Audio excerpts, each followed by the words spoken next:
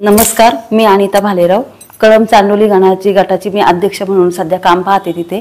आणि राजश्रीताई जो आरोप लावतायत की वळसे वळसे पाटील कुटुंबावरती आणि साहेबांवरती अनेक आमच्या कार्यकर्त्यांवरती हा खूप चुकीचा आरोप आहे त्यांच्यावरती। आमचे साहेब, आमचे कार्यकर्ते हा असा कुठलाही हे करणारे नाहीयेत।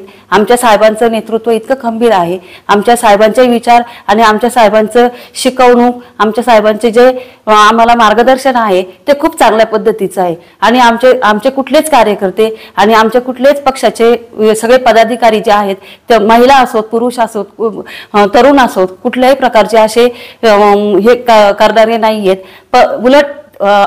उलट पक्षी त्यांच्याकडूनच प्रत्येक गावामध्ये जाऊन उलट एक हे केला जातो, प्रचार केला जातो।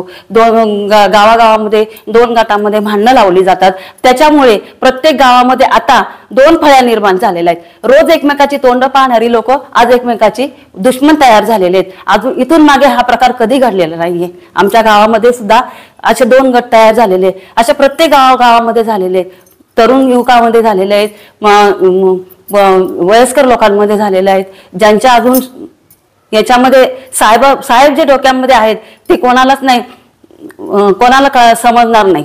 जे साहेबांच्या मनात जे आहे ते साहेबच राहणार आहेत लोकांच्या मनामध्ये। असं कोणी कोणाला सांगून आणि कोणाच्या डोक्यामध्ये भरून हे काही बदल होणार नाही। आणि साहेबच आमदार होणार आहेत हे कोणी देवा स्वप्न कोणी पाहू नये, एवढीच माझी विनंती आहे।